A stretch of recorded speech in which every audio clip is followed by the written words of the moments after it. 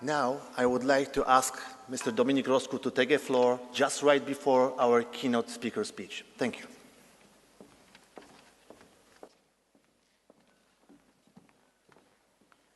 So, ladies and gentlemen, I would like to introduce you to our first keynote speaker. And as I said, I know a week ago, Konrad doesn't need an introduction, but I will do some. I don't know whether I'll manage to make it good enough, because this is another cue of our conference. The quality of Konrad is just tremendous. I'm sorry for being that direct, but that's what I think. So, Konrad Pesendorfer, during his professional career, worked as an economist in Austrian National Bank, in the Federal Ministry of Finance. He was an economic and a financial attaché at the permanent representation of Austria to the OECD, advisor to the executive board of the European Central Bank, and economic policy advisor to the Austrian Prime Minister. Konrad Pesendorfer is Director General of Statistics Austria since 2010.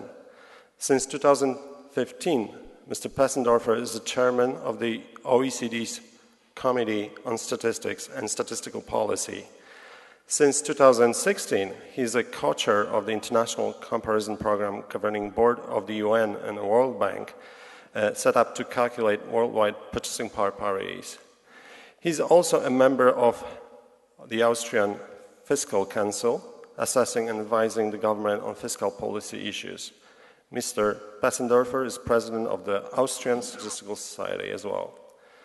He studied economics at the Vienna University of Economics and Business Administration and holds a PhD in economics. He was a lecturer of international economics at a Hack Business School in Paris and at an Institute of Politics in Paris as well. Also, Konrad, ich bin sehr froh, dass du unsere Einladung angenommen hast. So bitte, Konrad, take the floor. I know how to take the floor in German.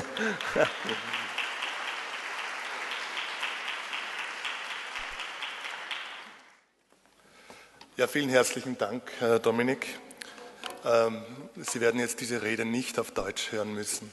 I switch to English again. Thank you very much for inviting me to this conference, and just to start off, those quality conferences is a special highlight for me in the row of conferences that I attend in the statistics field, because it brings together managers who can talk about institutional developments and strategy with those people who actually develop quality really on the individual projects. And I'm very much looking forward to listening to your seminars, to your presentations on individual projects, because this is where progress really happens. I'm in a difficult position because I would like to agree with Mariana on two things that she said in the beginning, but for political reasons, political correctness reasons, I can't. The first thing is your remark about beautiful women here in Poland. I certainly agree, but I can't make this remark, otherwise there's a wave of Me Too tweets that I don't want to trigger. The second thing is about football, about Lewandowski. Of course, he's an outstanding football player, but in my presentation, I took out every reference to football due to recent developments in Russia. So, let's go to the matter. I put the title, Quality Makes a Difference, to my speech, Comparative Advantage and Raison d'être of official statistics in the 21st century.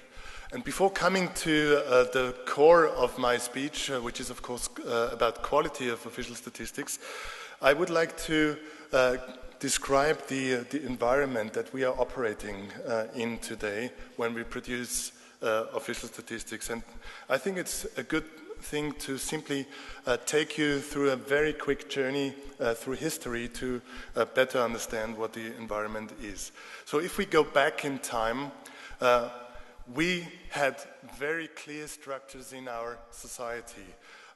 People had one profession, they had one skill that they developed, and throughout their lives they were recognized for this skill, and they were working in this professional field. People had probably harder lives than we have today, but at the same time lives were in most of the cases much simpler than they are today. There were clear structures who the boss is. In a hierarchy, in a monarchy, it was the king. In the church, it was the pope. And in the family, the structure was clearly defined by society. In the 15th, 16th century, I think it's recognized generally that Leonardo da Vinci was one of the last scientists who actually covered all different kinds of sciences at the same time, ranging from paintings to developing machines to science on the human being and the human body. This, of course, in today's world is not thinkable anymore, that one person actually covers all fields of science and being regarded a professional at the same time.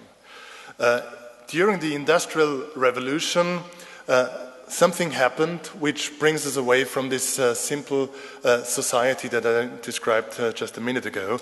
The separation of production factors, labor and capital, was actually at the roots of this industrial revolution and the birth of capitalism.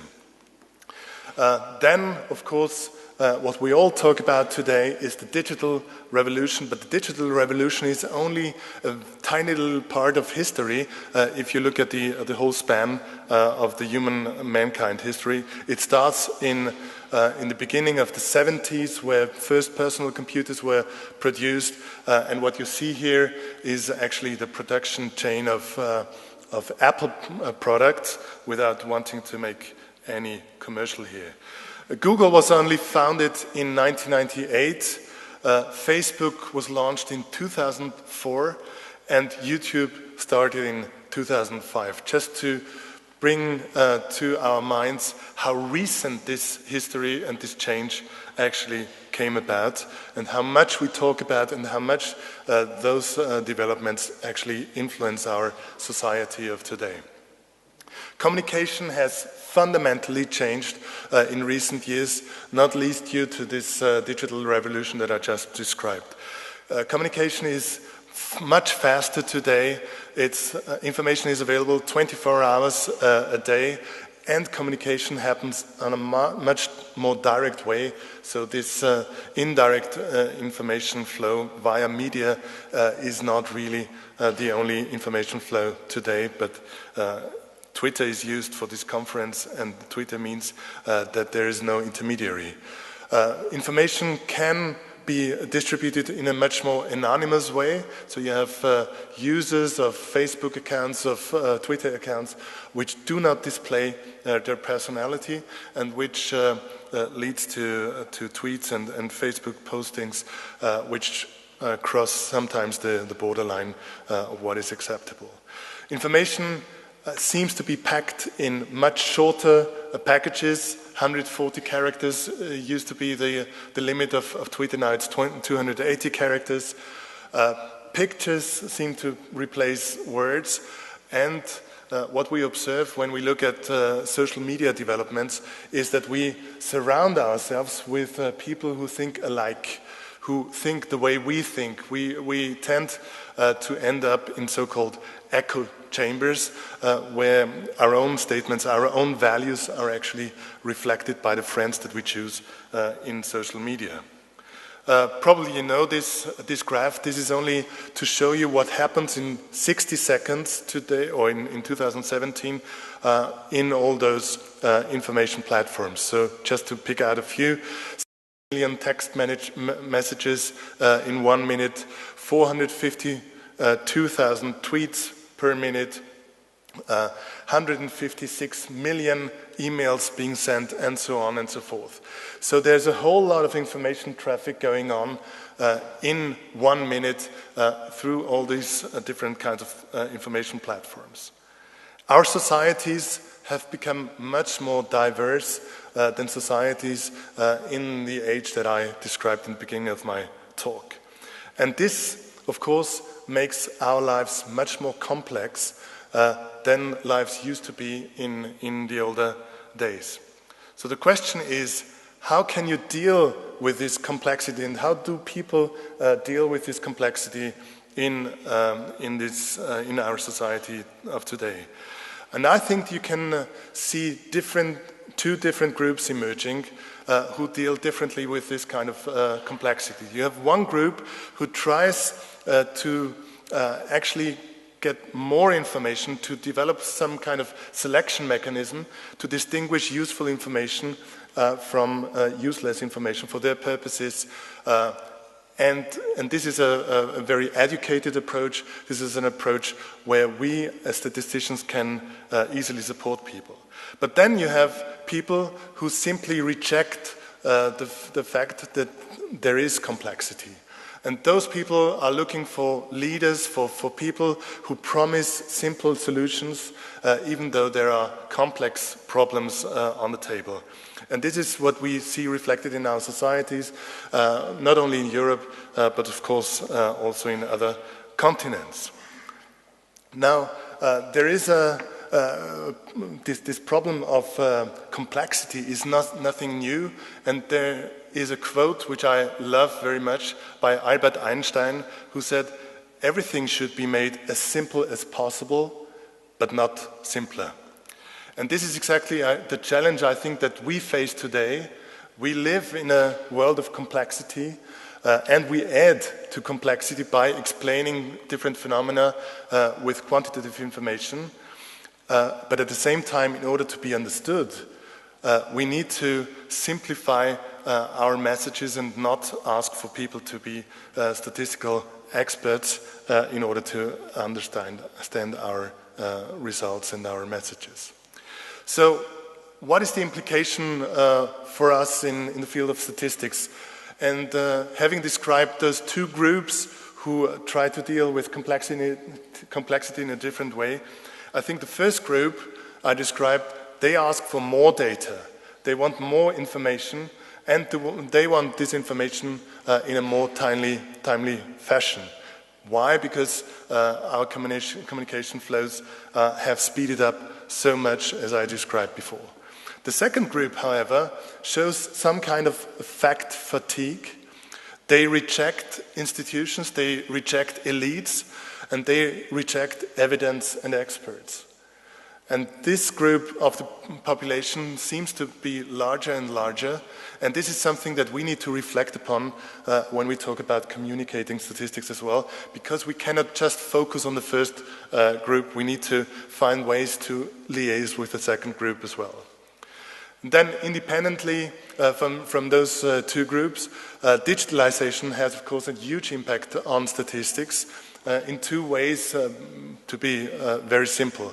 On the one hand, we certainly lost the monopoly of producing quantitative information. Now, as access to information is so easily available, you see other producers of statistics, of data, of quantitative information emerging, and this is a fact of life that we need to deal with. On the other hand, digitalization offers a whole lot of opportunities for us. So we can use new data sources in order to produce what we want to produce, official statistics. At the same time, the complexity of our world makes our tasks not easier. So we are more and more confronted with phenomena on a global scale, but we still operate in national systems.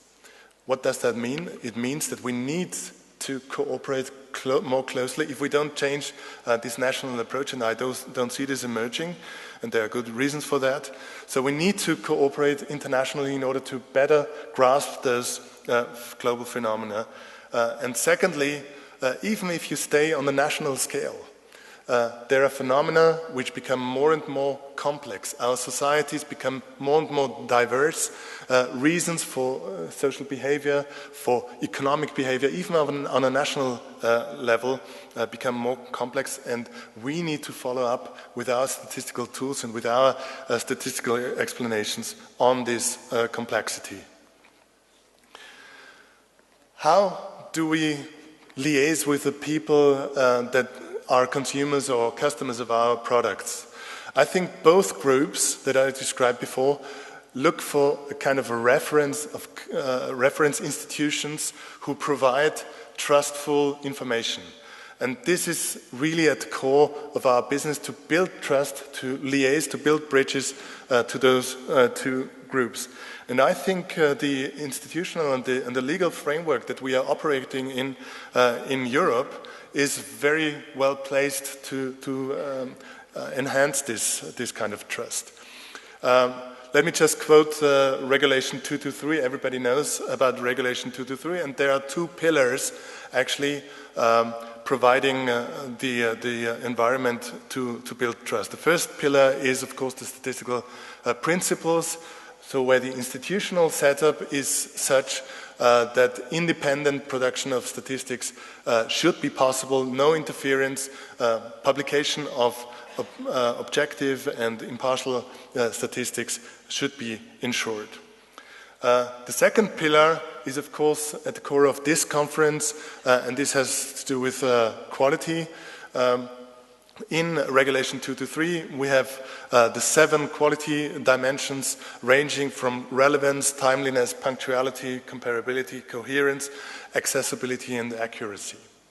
And it will not come as a surprise to you that those dimensions are not independent from each other. They are interlinked with each other, and this makes the optimization exercise that we actually try to undergo when we try to improve on quality very difficult and complex.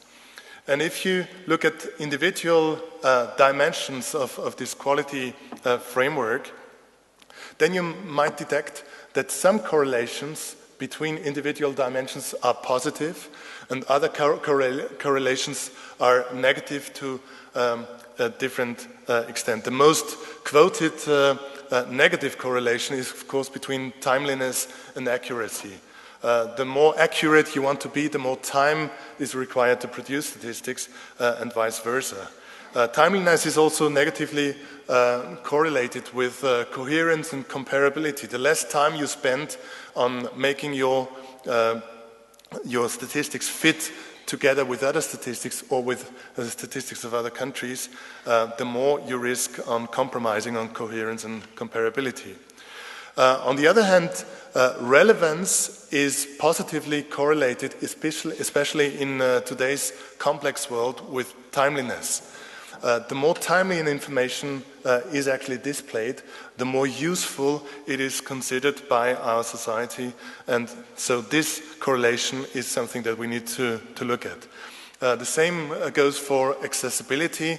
We need to talk about our statistical results. We need to distribute it in order to see the usage of our data being increased, and therefore our relevance and the relevance of official statistics being increased. I talked about diversity in our societies, and of course there is diversity in the profile of our users as well. So you might see this tension between accuracy and timeliness being considered in different ways by different users. And I just show you 3 different examples of users. You see on the vertical, on the horizontal axis, the degree of accuracy from going from quick and dirty statistics to standard quality to highest accuracy. And the user number 1 on the green line has a utility curve which shows that this person attaches very high importance to highest accuracy. This might be a scientist who doesn't care so much about the data being released today or the day after our reference period, but this person wants to have hard data which can be challenged by all kinds of tests. Then you have the inverse user, which might be a journalist who needs data just the day after an event happens. So this person has a lot of emphasis on timeliness and less emphasis on accuracy. And of course, you will have users that show a profile where standard quality is okay, but they don't want to wait ages for our data to be released. Now, in the preparation of this talk, I carried out a small sample survey. And this sample survey was very cheap. It was low in burden of response. And it was displaying its results immediately. And now if you ask yourself how I did that, I simply reduced the sample size to 1, which is myself. So the results are completely subjective, but this is not only to make a joke, but this is actually the tension that we are actually living in today. You see so many polls being released, and if you look at the sample size, then you understand why people can produce statistics in such a quick and sometimes low-cost level, but the quality suffers, of course. This, of course, is high-quality statistics, even though it's completely subjective. So I tried to pin down where our comparative advantages and disadvantages in official statistics along the different quality dimensions are. And in terms of coherence, I think we do quite well in official statistics. So out of 3 possible points, I gave 2.5 points having a comparative advantage in this field. In terms of comparability, I think we are doing well, but we could do better. In terms of accessibility, I think the picture is mixed. We have developed our communication tools, our tools of disseminating statistics quite a lot in recent years, but there are other producers out there who are doing better than we do. On punctuality, I think we are champions. This is proved on a regular basis by reports of Eurostat. On timeliness, I think we really have an issue.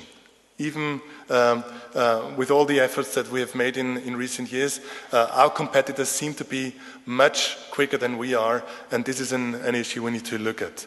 On accuracy, I think we are champions. This is our historical strength. And on relevance, I think the picture is mixed again. So what I will try to do is to focus on the 3 areas of quality, on the 3 dimensions where I think we can improve. And let me start with the dimension of relevance. In dimension of relevance, there are 2 obvious questions that we need to answer. The first one is, do we measure the right things? And if we look at the different areas of statistics, of course this is a very simplified picture, but I'm following the advice of Einstein here. If you look at the different areas of statistics, we can detect data gaps in each of the areas, which are there to a different extent. In agricultural geospatial statistics, we might want to have more statistics which are geo-related. We might want to have more information on land use and land prices. Those are only examples, and of course this is not an exemptive list. In economic statistics, I think we really have an issue with the services sector. We want to have better information, especially in the ESS on wealth. There is a good cooperation going on with central banks, but I think we can do more on that. Micro-macro linking information is something that is worked on, but we are still needing more progress here. Global value chains is an issue that we keep discussing for some years now. And the last data gap is a special dedication to our friends from the European Central Bank, who I see in the first row.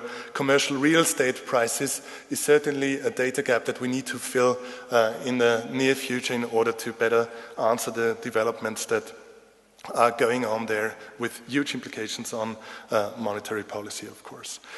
Social statistics, some data gaps on health information. For me, it is difficult to understand that we know less about the health of kids under 15 years in our statistics than we know about the health of sheep being transferred from one region to the next. We need more information on how people spend their time. Comparable time use surveys, I think, is a field where we can improve. Victims of crime, trust in institutions, and of course information on mobility of individuals. So this is just to say that there are areas where we could do better when we ask the question, do we measure the right things and the things that matter to our societies today? But then the second question is, of course, do we measure the right things in the right way? And then, even if we measure things, I just picked out a few examples where I think we can go deeper. If you look at our international trade statistics, of course, services are not covered there, which is a big gap, but I mentioned this already. But then you need to ask the question, what do you really want to answer with international trade statistics? What we basically do, and I'm simplifying here, we sum up transfers cross-border of value of goods, and then we pile this together to international trade statistics. But the question that policymakers are interested in is basically, where does the wealth go? Where do people earn their money? Where is employment going through international trade? So I think we can go deeper on this. On labor market statistics, we need to understand better new forms of work, and we need to better understand the phenomenon of migration across borders and migrant workers. Social exclusion, I think we do quite well with our SILK survey to produce comparable poverty measures. However, if you look at the relative poverty measures and you look at the different results, even within Europe, you see a very interesting and difficult to explain pattern, which is related, of course, to the definition. And you see rather poor countries doing much better on relative poverty measures than so-called wealthy member states of the European Union, or member states with higher per capita income. But there are measurements beyond poverty that need to be developed when it comes to social exclusion. What we have seen is that social exclusion is not simply related to material conditions of individuals, but even if somebody is wealthy, people seem to be excluded from our society, and this is something that we need to work on together with social scientists, of course. Environment statistics, I just put up green jobs. This makes huge headlines in our newspapers, but when you come to the definitions, I think we need to further develop this field. On digitalization, of course, the always discussed issue is productivity, whether we measure productivity in the right way in a digitalized economy. The gig economy, is it well captured in our statistics? And of course, then you arrive at the question of price quality adjustments, whether they are actually done in the right way or whether we should develop further. So you can go deeper in this complex phenomena that we are facing in our world today. Second dimension where I think we can do better is timeliness. And here I would like to distinguish two dimensions of timeliness. The first dimension being the time lag, and I go into more details in a minute. And the second is how quickly we react to new demands to statistics. First time lag is simply the span of time between the reference period and the publication of data. And here, of course, we face constraints when it comes to data availability, be it through surveys, late incoming information, and then you need to have some kind of cutoff where you say, okay, now I'm ready to release data. The second is, of course, we rely more and more on administrative data, with the big disadvantage that we are captured actually by the working of our administrations. So we cannot have data available before administrative bodies have them available and send it to us. So those are the constraints, but there are instruments to deal with these problems. So you can, for instance, release preliminary data. You can use modeling techniques and early estimates in order to produce earlier results and to shorten this period in order to address the problem of too long time lags here. This is nothing new, of course. Now, reactivity to new demands, and I take the European example here. What is the development chain of European statistics? So if there is a new requirement, the first thing the Commission does with its right of initiative is to propose new statistics. Then it goes to the ESS expert groups, it goes to the directors groups, then it finds its way, if it finds its way to the ESSC, then of course in the ESSC we change everything, and then our experts are dissatisfied with our decisions. But anyway, it comes to an end in the ESSC, and then the whole process in the Council Working Party with the Parliament, and finally the joint decision of the European Parliament and the Council on a regulation of new statistics is found. And when all this is done and the regulation is published, then we can start to implement the regulation on a national basis. Then the first reference period starts. We start our statistical production, and then at the end of this flash, we produce our first data. Now this is sometimes a period which takes several years. And you can imagine that people who ask a question in this first place, they don't want to wait for years. In most of the cases, policymakers are not there anymore when we produce the first data that they were looking for when they were in a ministerial position. So, why do we take so much time here? I think there's a reason for that. If we want to have comparable data, we are forced into multilateral debate and multilateral agreements. And multilateral agreements will always take time. And this time is needed in order to produce sensible results, which are then, in the end, comparable on an international scale. If you want to produce coherent statistics, you need time in order to produce high quality. And this requires discussion at the expert level that you need to dedicate to this task. And of course, democratic processes need time. You cannot simply skip a few of those boxes in order to be quicker. You need this time. So the only thing where I think we need to reflect on is to get the stability, flexibility balance right here. Because what we are doing here when we produce statistical legislation is we carve certain things in stone. And we need to be very careful not to carve too much in stone in order to lose very much on flexibility. As everybody knows, Austria will take over the EU presidency next weekend on the 1st of July for the second half of this year. And having the honor to chair the Council Working Party of Statistics, I learned that there are two things that you need to know very well when you chair this group. The first one is that you should not give up too much of stability in order to gain flexibility. So safeguard clauses is the key word that a chair of the Council Working Party needs to be very well equipped with. And the second thing you need to know is that delegated acts are bad for some reason. And you need to follow up on this.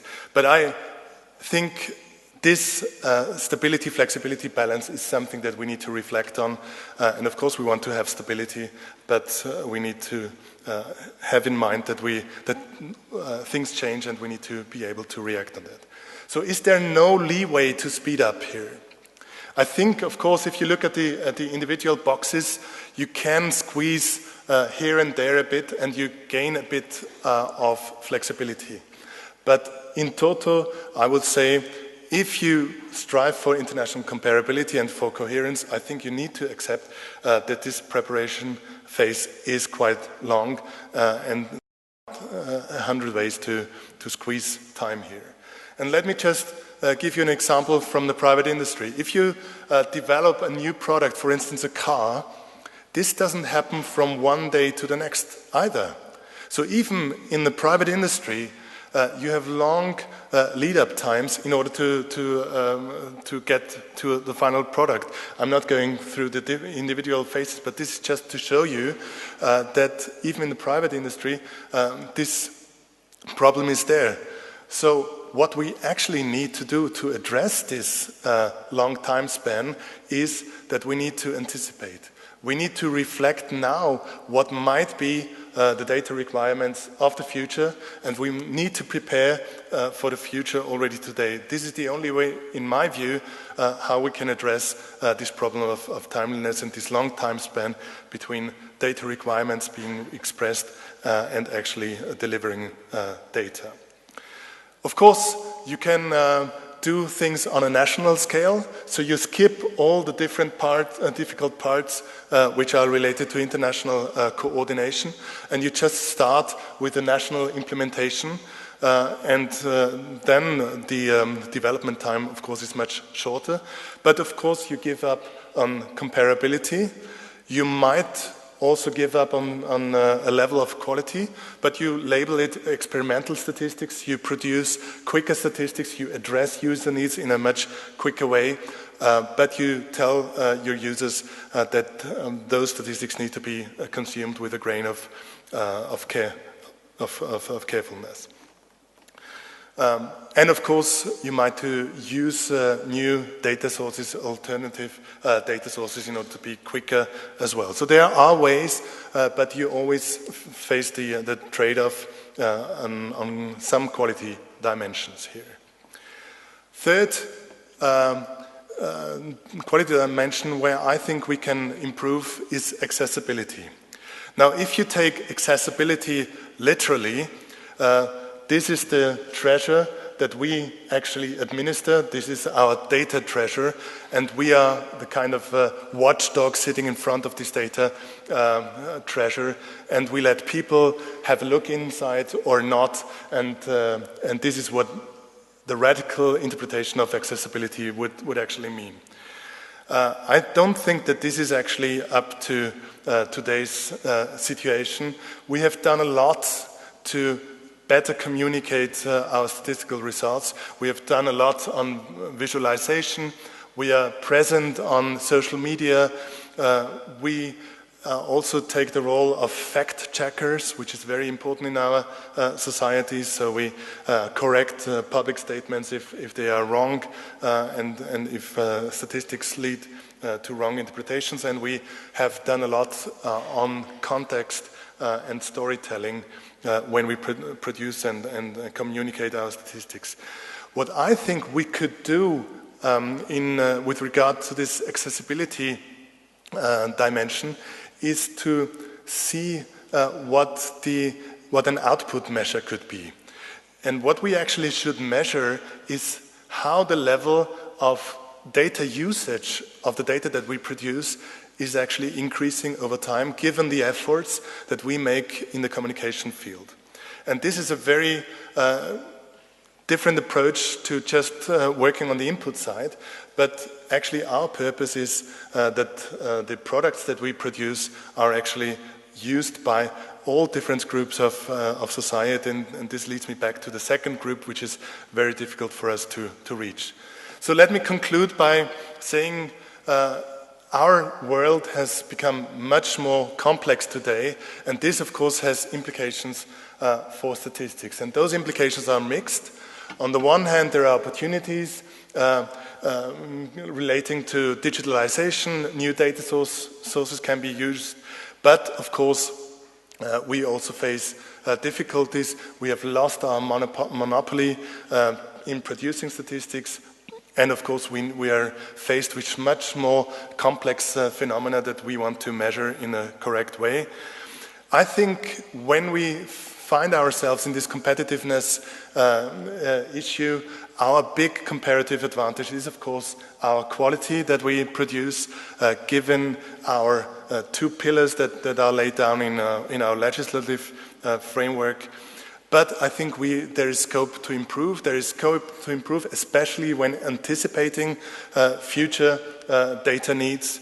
We need to constantly strive for innovation, and this is why we organize this quality conference here as well. And I'm very hopeful that I learn a lot in the next few days.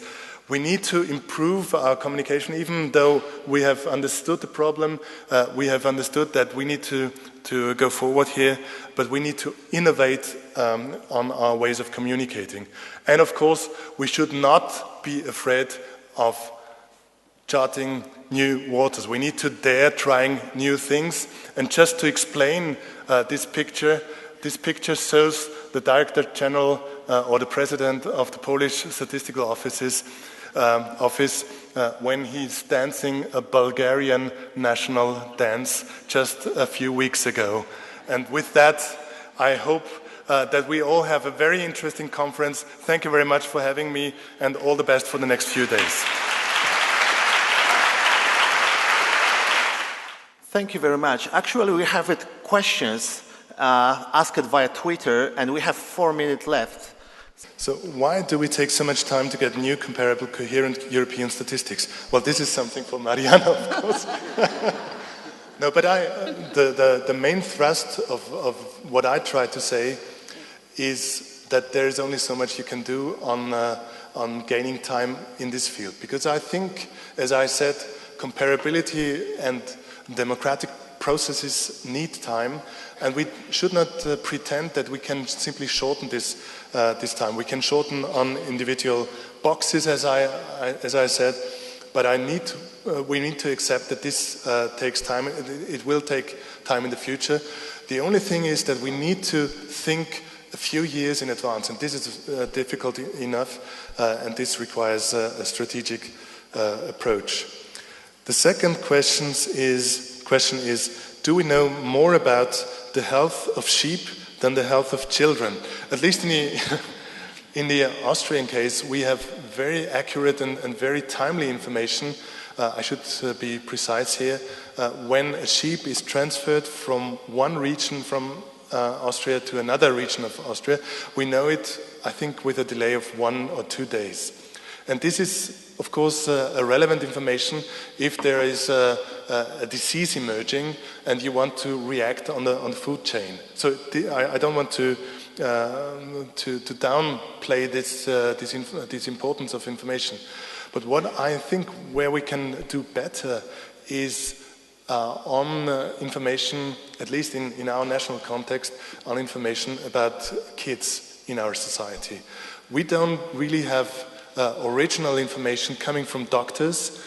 We are referring to surveys which are filled out or answered by parents or by relatives, and I think this is such an important field where we should really give some more thought, maybe even on a European scale, to develop our statistics portfolio.